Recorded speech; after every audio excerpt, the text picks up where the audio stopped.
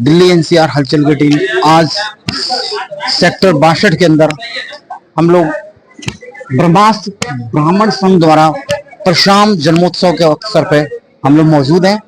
अभी यहाँ कार्यक्रम समापन हो चुका है। हम महाराज जी से इनका वक्तव्य जानना चाहेंगे। भगवान परशुराम के बारे में बताइए और वर्तमान में जो देश के ऊपर जो चल रहा है उसमें भगवान परशुराम की सीख क्या काम आए।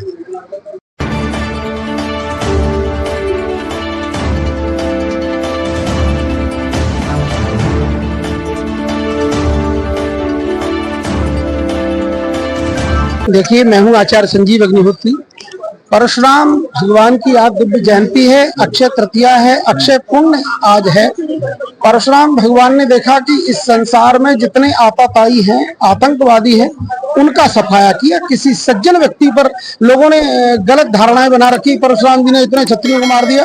तो जो आतताई थे, जो विधर्मी लोग थे, उनका उन्होंने खंडन किया, उनको उन्होंने हताहत किया। बाकी सभी को उन्होंने ऐसा नहीं किया। अगर सभी को किया होता, जितने क्षत्रिय हैं आज, ऐसा कैसे हो जाता। तो इसलिए परशुराम भगवान जी से यही शिक्षा मिलती है कि जिस तरह का हमारे आज कश्मीर में इस तरह का ये जो हुआ है इस तरह के लोगों को फरसा से ही पहलगांव में तो वही क्षेत्र है। तो जिस तरह का ये हुआ है, तो ऐसे लोगों को बिना फरसे के बिना एक बात बताइए, सीधे होने वाले नहीं। ब्राह्मण समाज से आते भगवान परशुराम विष्णु के छठे अवतार है जी। जो ख्याति भगवान राम भगवान कृष्ण को मिला, परशुराम जी को हमारे सनातन में उतना ख्याति नहीं मिला। अब धीरे धीरे मिलना शुरू हुआ है। इसका कारण क्या है? लोगों के हृदय में बसे हुए हैं, ऐसी कोई बात नहीं है। लोगों ने असल में क्या है, नहीं मैं बताता हूँ। लोगों ने उनके बारे में भ्रांतियां फैला दी, इसलिए ऐसा हुआ। बाकी वो तो दिव्य अवतारी है। रामायण के एक प्रसंग में जब धनुष तोड़ा गया है तो वहां पे प्रभु श्री राम ने बोला है कि मेरे अंदर तो कितने गुण हैं, आप तो उससे भी आप तो परशुराम हैं। मैं तो अकेला राम हूँ, आप तो परशुराम है। तो देखिए, परशुराम जी के बारे में थोड़ी भ्रांतियां फैला दी। ऐसा कुछ नहीं, परशुराम जी तो बड़ा दिव्य अवतार है और आज भी अजर है। संसार में अव्याहत गति परशुराम जी के पास थी। मन की गति से चलते थे, मन की गति से कोई नहीं चलता था। तो परशुराम जी भगवान ने देखा कि इन्होंने इस तरह का जो किया, तो उन्होंने हमेशा जो भी आतताई था, जो भी इस तरह का जो धर्म में व्यतिक्रम जो लोग करते थे, उनके लिए उन्होंने ऐसा किया। बाकी परशुराम भगवान बहुत दिव्य अवतारी है, बहुत दिव्य उनका स्वरूप है, बहुत भगवान की कृपा है ठाकुर जी की। तो इसलिए परशुराम जयंती के लिए बहुत सब आपको शुभकामनाएं और आपके चैनल के लिए सबको बहुत बधाई। जय श्री राम, जय श्री परशुराम। साध्वी जी हैं आज। आप मैम ये बताइए, भगवान परशुराम का जो सीख शस्त्र और शास्त्र का वर्तमान में हमारे देश जो दौर से गुजर रहा है, उसका किस तरह उपयोग हो सकता है, ये हमारे केंद्रीय सरकार के लिए सुझाव दीजिए आप संत समाज से।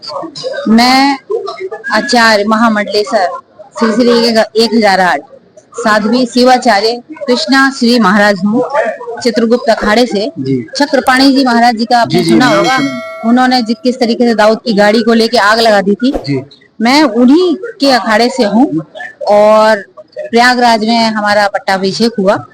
आज हम जो है आपके चैनल के माध्यम से ये कहेंगे, आज हम जो लोग परशुराम जन्मोत्सव पे हम जो यहाँ पे आए हैं, आज का दिन हमारे लिए बहुत ही अच्छा है कि हम सब ब्राह्मण भाई जो है एक दूसरे से मिले हैं और एक दूसरे से मिल रहे हैं, क्योंकि आज का समय हमें जागृत होने की जरूरत है।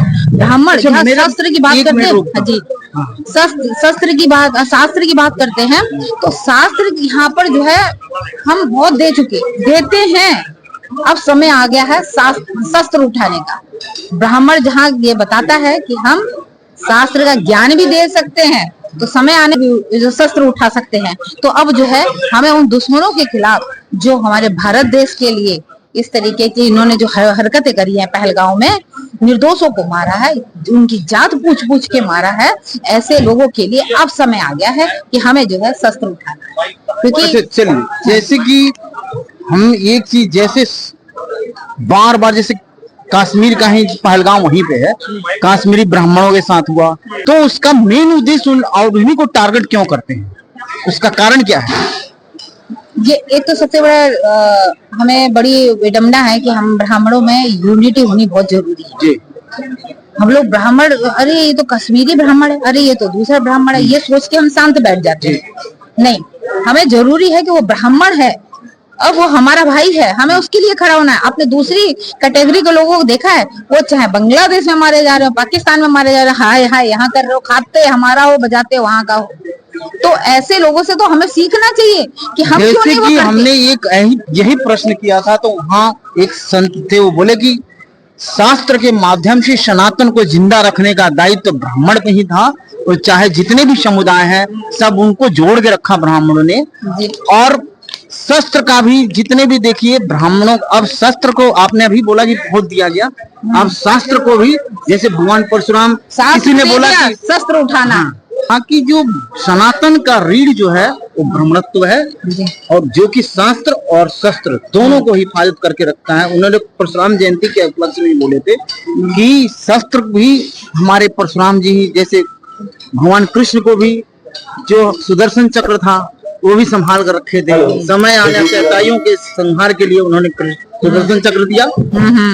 और आपने देखा अगर हमारे रामायण में जब टूटा था धनुष, वो भी संभाल कर माता सीता जी की रखवाली करती थी।